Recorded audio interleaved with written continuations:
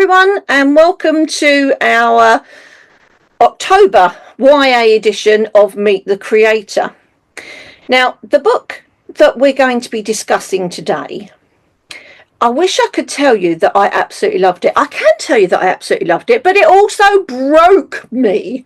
It absolutely broke me, because today I have the great pleasure to be talking to Louisa Reed about her recent YA novel, which is called Handle with Care.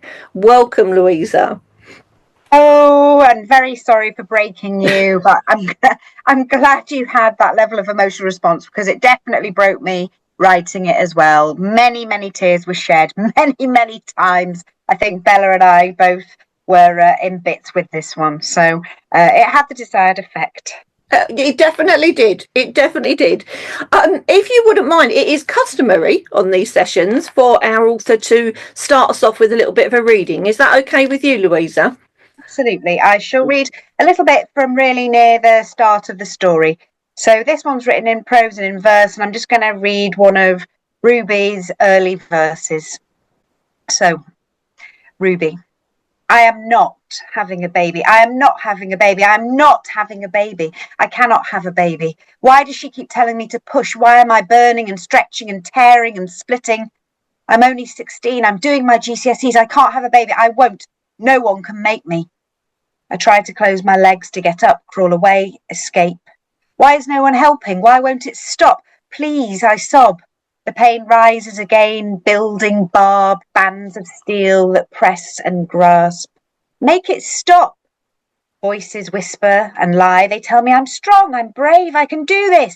They tell me to keep going. I'll be fine. I scream, I can't, I won't. Do they want me to die? Ruby, the nurse cuts through. I can't stand her face, her voice demanding and stern. I want to tell her to piss off. Stupid bitch. Ruby, listen to me. You need to push. Next contraction, all right? And because I've always done the things I'm supposed to do, and because she's a grown-up and I'm not, and because I'm scared, and I just swore at her, something pulls me out of the fear for myself. And a burning urgency comes, and I push as the nurse starts to shout, and Ash urges me on, and I push, even though it hurts, even though I don't want to, even though I wish I were anywhere else but here. I push, and pain scalds my insides. I can't breathe, pushing until the nurse says stop, and then I cry until we're doing it again, and then there's a brief release. The baby's head, she says. And I reckon that must be it. Please say I'm done. Let me stop. Go home. Drink hot chocolate. Study. Curl up in bed. Headphones on. But no. Little pushes now, Ruby. Not too hard. We need to get the baby's shoulders out. Nice and gently. Can you do that for me? I wipe my face with the back of my hand, snivelling, gibbering, can't move. Whatever is happening between my legs, I don't want to know. My eyes screwed shut, and Ash's hand, our fingers tight like a lock, the only safe thing. You're doing so great, Ash says. So great, Ruby. You're amazing. I think Ash is crying, and I open my eyes and almost laugh. Ash never cries. It's over. Can I stop? She shakes her head, wiping at her face with her sleeve. Nearly. Come on. Now go. And I'm pushing again, but not too hard, like the nurse said, and I hear her exclaim as the bell rings, break time, shuddering through the room like an alarm. And it's done. Here she is, a baby girl, in a rush of something, a giving way, and my body is mine again, and I can pretend this hasn't happened, that I'll wake up and we'll be hurrying down the corridor to form, to eat and plan the weekend and talk about a new boy in lower six, who everyone fancies a little bit, even me, and how much we hate Batson for being such an old git, how boring his lessons are, and whether I should dye my hair, and everything will be all right, and no one will have had a baby. Wow. What a brilliant start. I've got to say, when I was reading that, it really brought home to me how utterly terrifying it would be for a teenager. I mean, having had 2 children myself, that was bad enough, but I was a bit older, but to be a girl of 16 who didn't even know they were pregnant, it's just horrific. The thought of it is horrific. Yeah, you can't quite compute how awful that must be. As you say, terrifying. The most traumatic experience, I think, that it's the fact that she doesn't know this idea of the cryptic pregnancy, isn't it? And these things, this does happen. It's not a massively common thing, but it does happen to young girls. And I think that, yes, it's just that sense of bewildered terror that she's going through, and just wanting somebody to take it away, the pain, the situation. She's in a classroom when this is happening. Loads of kids have seen, her waters break. It's so humiliating as well, on top of everything else, and the sense that she's always been this high achieving good girl, and now she's plunged into a completely different circumstance, and anything that she's been remotely emotionally or psychologically prepared for. So I think it acts as a good way to begin a story, doesn't it? Because you've got a real kind of plunge into extreme experience that hopefully the reader will viscerally kind of feel and experience with Ruby. Definitely. So why did you want to cover teen pregnancy? I don't think there was a with me. It was like a decision of, right, this, I want to write a book about teen pregnancy. I just thought about, I don't know where it came from, the idea that this was such a important thing to write about. We see in our society, even though times are supposed to move on, aren't they? But teen mums are still seen as some sort of social problem, something, whereas many teen mums do absolute amazing job of bringing up their children with or without help from teen dads or dads generally. I mean, wider family pitch in, but nevertheless they can still be seen as this difficulty, this problem, something to eradicate, and the whole narrative around that experience can be really condemnatory. So I'm always interested in writing stories about people who feel isolated or insecure, alienated somehow, on the edges of things. And I think this was another one of those stories where I thought, what if that happened? How would that be for a young person? And I think it's also interesting to think about her in terms of her own mum as well. So it's a book very much about motherhood across generations as also, and I think that's a topic that really fascinates me, because you can be really close to your mum and have a brilliant relationship, as I do, mostly with my mum. We get on brilliantly well, but then you can also have mums that can really screw you up or be emotionally neglectful, which is Ruby's situation. And then you've got the other mum, Ash's mum, who's so invested in everything that all of her children are doing that she gets in there far too far. And I suppose it's interesting to explore, ideas about good mother. I mean, society's very interested in that, isn't it? We put blame for things a lot on mums, but there are other people here who need to take a bit of responsibility for what goes on, for sure. Well, Hannah with Care is, of course, an immensely emotional read, as are many of your other books, let's be honest here. Yes, they are. So, do you find writing books with such raw emotion affects your own mental health? And is it upsetting for you writing them?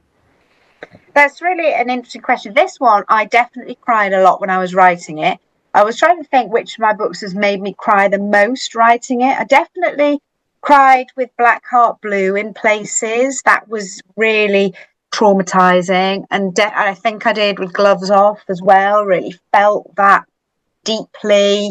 There's scenes in Wrecked where I've also felt really emotionally ruined by it. So yeah, I think I do become very invested in what's happening in these stories, but I am quite good at then compartmentalizing, and that's writing that story, and then I'm off to do the other job, So I think, I'm not sure that it affects my mental health long term, but in the short term, it's very immersive, and really I get into their heads and lives and feelings, and I'm heartbroken with what I'm doing to these characters. So I don't know why I keep doing it if I keep breaking my heart, breaking everyone's hearts. But I don't think I can do comedy, Bev, so I'm just going to have to carry on like this. You're just going to have to keep doing it to us, aren't you? That's the problem. That's the problem. Yeah. So the story's told in a mixture, as you said, of prose and poetry.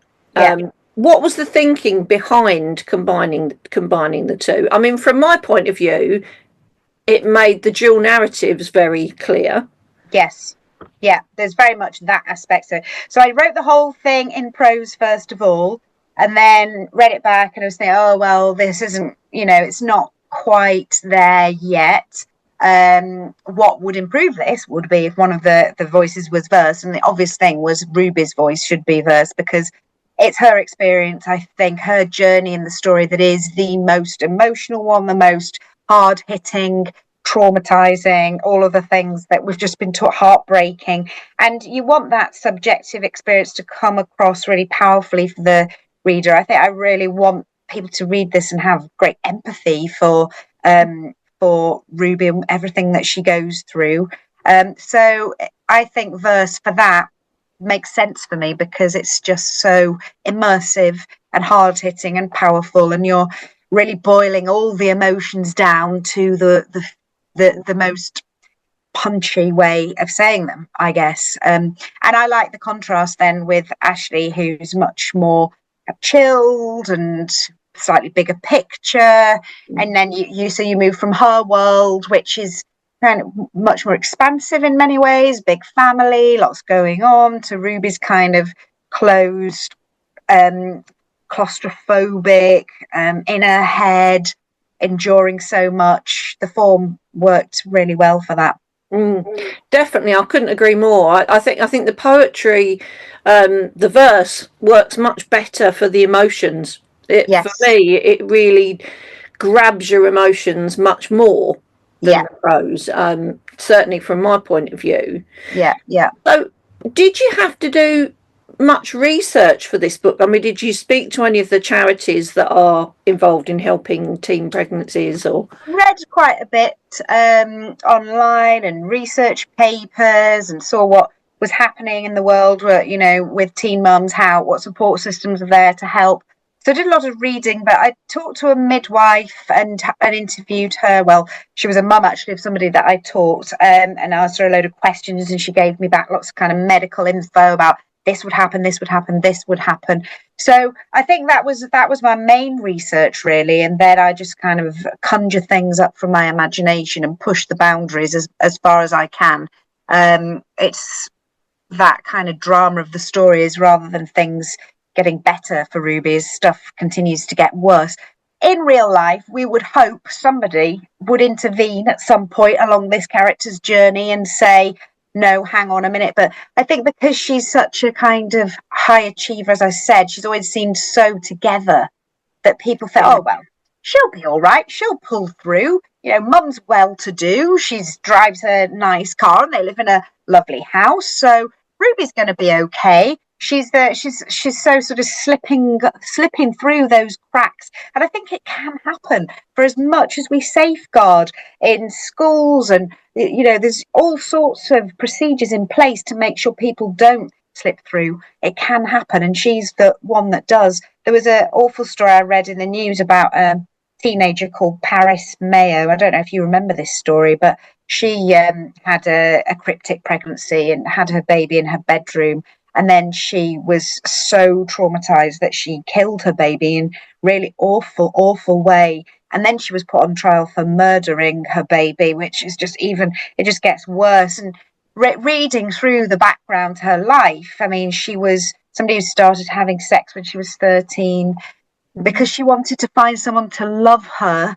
And then dad, who had bullied and kind of emotionally, psychologically abused her at home. There's kind of this gaping void in her life where she was searching for love, and she went about that in this means of just having sex with people.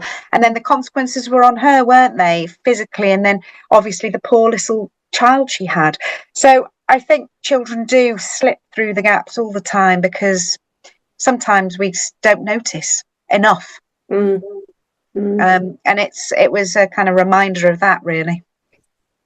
I've often thought, because when you study poetry in school, and it's all, what did the writer mean during this bit, and I've often wondered how much of that, from the writer's point of view, do you ever look at something that's been written about one of your books and think, I didn't know I meant that?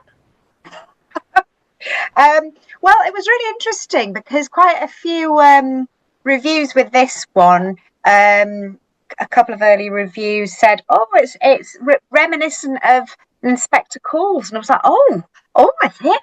Oh, yes, that's interesting. I mean, I've been teaching spectacles now for God knows how many years, decades of it. So I'm not actually surprised if it's reminiscent of something like that, because they just go in and then they come out in a new form. But yeah, the theme of social responsibility is massive in this book, which of course is everything in spectacles is what it all hinges on. So I guess you do get surprised, because kids do at school do have to say, did the writer sit there and go, I'm going to use this metaphor here to create this effect on the reader? And the answer to that, as far as I'm aware, is no, not really. They write what they write because that's what they feel. Well, that's what, for me, that's the best words to convey what I want you to understand about this. But I really do enjoy going back over my books with my English teacher head on and go, oh, look at this marvellous use of simile here. That isn't that interesting? We could let's analyse that. But yeah, I'm very good at analysing my own book as well as everyone else's.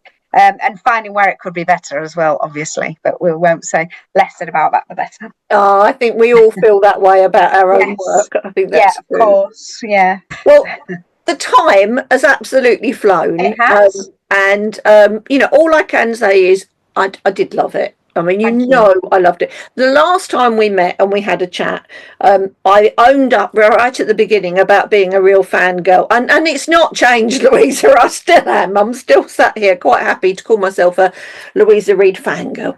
Thank you very, very much. That it actually means the world. You're brilliant. Thank you. It's been so nice chatting. Thanks about so much coming to talk to us about it. And everybody, be prepared and have tissues. Yeah. All I can say, have tissues.